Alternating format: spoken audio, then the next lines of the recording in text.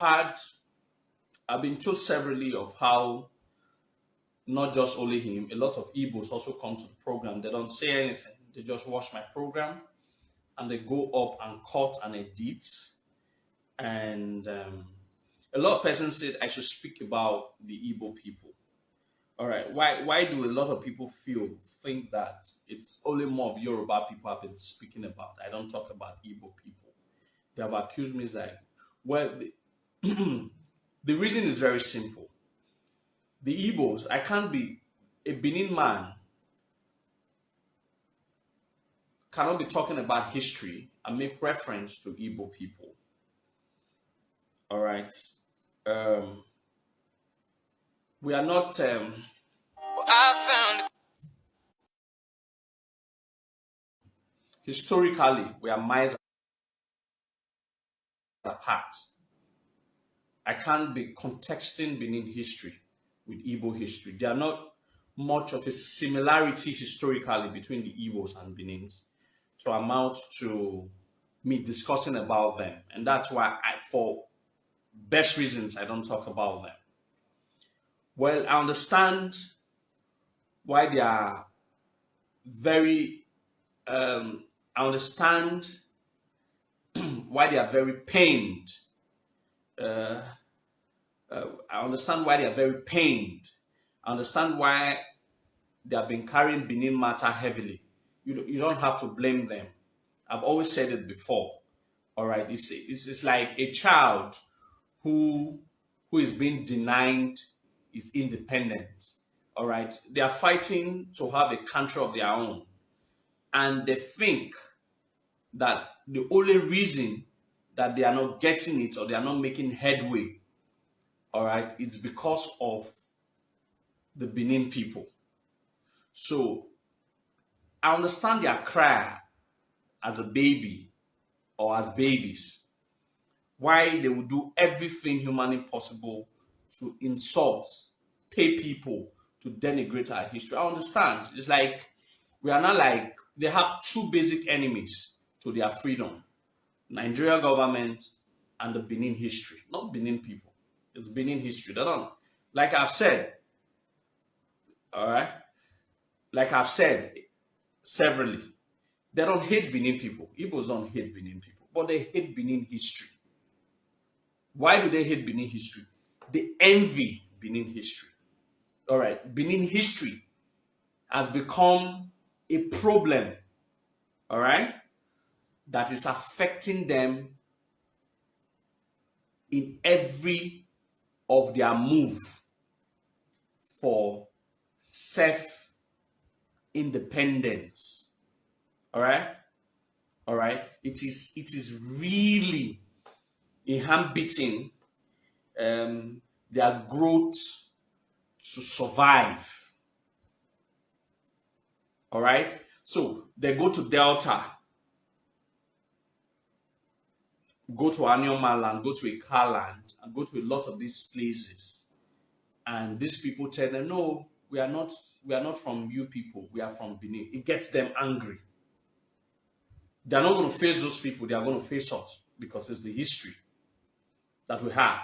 They go to Bayelsa, the same people in Bayelsa also, no, sorry, we are partly Benins and we are partly Ijaws. They get angry. Benin again, do you get? Then they leave again. They go to River State.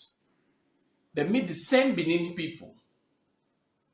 So we have become the history, our history has become an unbearable pain in their mind that they will do anything to. They don't hate you. They don't hate you. Like I've always said it, so that's why I don't have issues with them. They don't hate you. A lot of our people have issues with them because of their arrogance and all of that. Benins are also arrogant. Basically, Benins are prideful. Benins are, I've been told severally that I'm a very arrogant person and all of that. So why so much of those hate is coming because they have been denied. They think that we are denying them of their rights. But history is sacrosanct. You don't bend it. You can want to bend it, But history remains. It's easy for you to come to social media and say that these people are Igbo. All right, these people are Igbo. But you cannot go to these people and meet them in their house and tell them that they are Igbo. That is why I've always been telling our people, we should. Have you ever seen Izodua? I ask people a lot of these questions. Have you ever seen me go to any of Igbo platforms or Yoruba platforms or any of these people's platforms to argue with these people? I don't. It is not in my place to go there and argue. I've not, times and times, for some of you who've been following me for the past 4 years, you know that I've grown social media propaganda because I have been to all of these debates, all of these things ongoing. Who get this one? This one are Igbo, this one not be Igbo. I've been to meet with the kings, the nobles, the elites. We don't go meet them for their house, present this question to them, and us also laugh. That they laugh, and they will ask us one question. He said, the last time we went to Ogbaland, when we met with the Oba of Ogbaland, I hope some of you followed that program.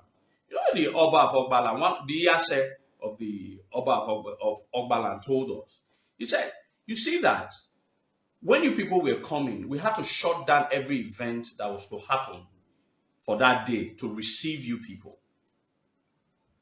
That is because we know who we are. He said, he said, go and provide any evidence whereby you said an Igbo person was even allowed to come and see us in our parlor, not to think about giving them a grand opening ceremony like the one we accorded you people. So someone who has traveled to these lands, to these places, have interacted with these kings, have interacted with these nobles, I've interacted with these nobles, I've interacted with these elders. This is not even about books, how many books I have read. I have experienced that tens of times. Going to these places to meet these people, creating my own history. There was a case of what happened about 2 months ago when some royal majesties came to see the Oba of Benin and they went to see the Iyase. And they were talking about this connectivity. What the Iyase said is that if there's any person that he knows that has this authority on Benin descendant, it has to be Zodua. I'm creating my history. I'm not reading history. I'm creating mine. This is how you make history. At the end of my sojourn, I will have an encyclopedia of Benin descendants to write about because I have been there. I've interacted with them on the ground level, not on the social media propaganda. So please, why I've always said this. A lot of our people get worried that they have opened 1001 pages to smite and to spite the Benin history. Don't argue with them. Izodua doesn't argue with them. Izodua doesn't have that time. I'm too busy. Basically, I'm not jobless. All right, to even get to be pressing my phone or come on a live video and be arguing with them. All right, the only thing I feel that the ancestors have enabled me to do is to come to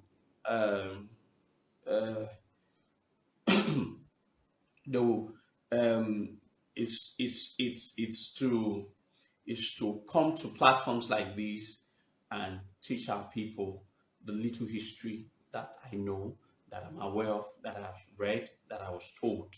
And that's enough. All right. Like I remember one of the highlights of our present Oba's, one of the highlights of our present Oba's speech, coronation speech. He said, it's my favorite line in the entire, almost about 45 minutes to 1 hour speech that Obaiwa of the second made. He said, it is not in our place to force our history on our neighbors. Quote, people must always Benin people must put that one at all times in their head. It is not in our place to force our history on our neighbors. It is not in our place. Relationships are not forced. The Benins are not forcing relationship on all of these people that traces their ancestry to Benin. They are not.